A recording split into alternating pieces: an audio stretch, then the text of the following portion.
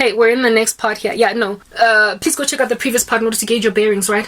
Yeah, I abruptly stopped in my ministry, and so this dude thought I had passed away, but he wanted to be sure, and he looked into some water or something, and he was shown through that water that I'm still alive. But he was like, whatever, even if she's still alive, it doesn't matter. So he stopped.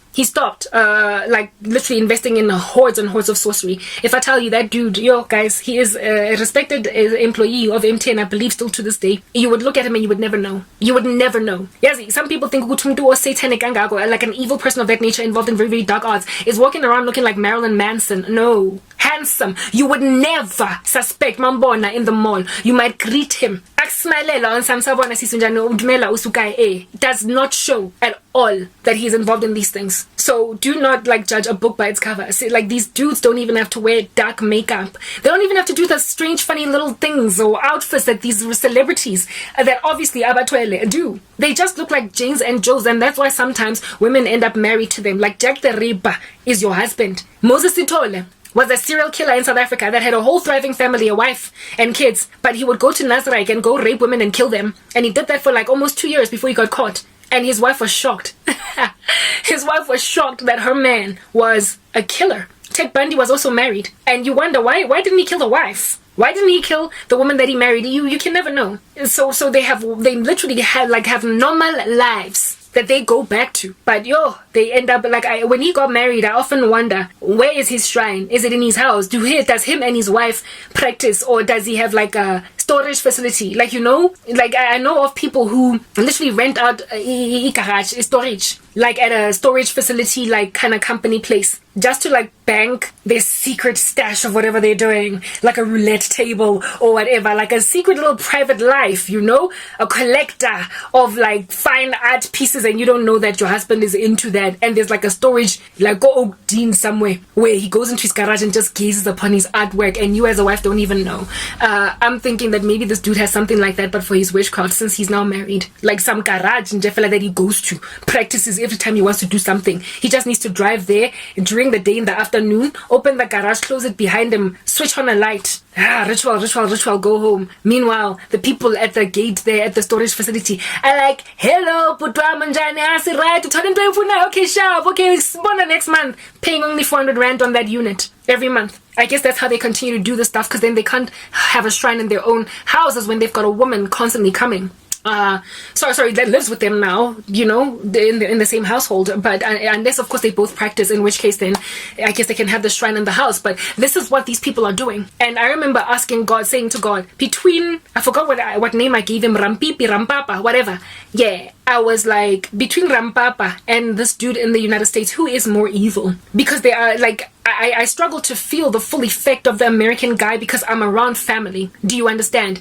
That other dude targeted me when I was all Stokesiel alien, but I feel like they're exactly the same. I got to a conclusion that they're the same thing. The only difference in how I feel their affliction of me is in the fact that my life is not as bad now. Like, not only do I have family around me now, but I also have got internet. I can go online and watch something that makes me crack up. I can watch a cute video of a baby laughing on YouTube. So there are things that help me overcome the darkness. Do you understand that this guy keeps on sending me perpetually? When Rampipi was in operation, I was by myself, guys. I was Stokesiel alien, naked, and so it felt a lot harsher, but they're the same thing. This dude is also taking for granted of the fact that I'm alone, I'm in isolation, just like Rampipi did. Do you understand? This dude found me already kind of persecuted, ostracized, and Rampipi's activity in my life caused my family to be super harsh and ridiculous. And recently I've noticed my mother is basically returning to the same wicked nonsense she was historically.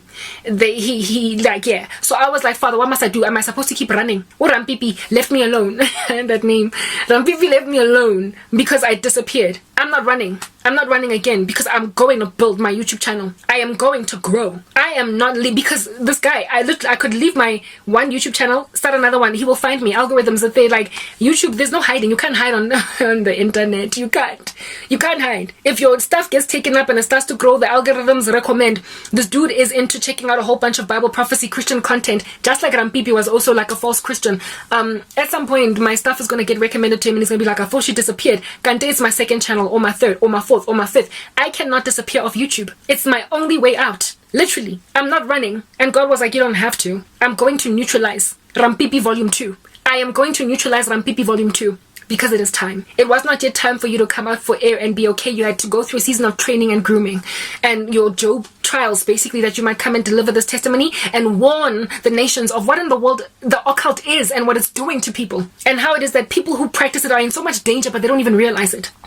In order for you to get to a point where your testimony would be this believable, you had to have gone through all of that. But Rampipi Volume 2, I am going to take him out, as in, I'm going to kill him if he doesn't repent. I'm going to take him out if he does not repent. I did not take Rampipi Volume 1 out because it was not yet time for you to come up and speak.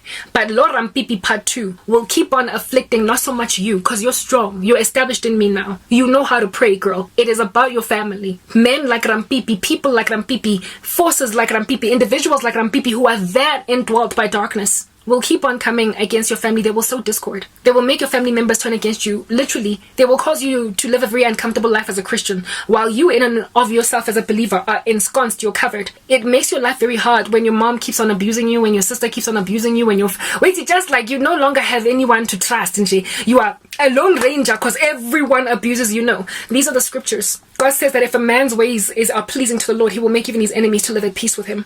So if your enemies are not quite coming around fast enough to living at peace with them, what are you on that day? A cup of trembling, aren't you? You're like Jerusalem. You're like Israel. You're like always at war. And who in the world intervenes when your surrounding neighbors just don't give you peace? It is God.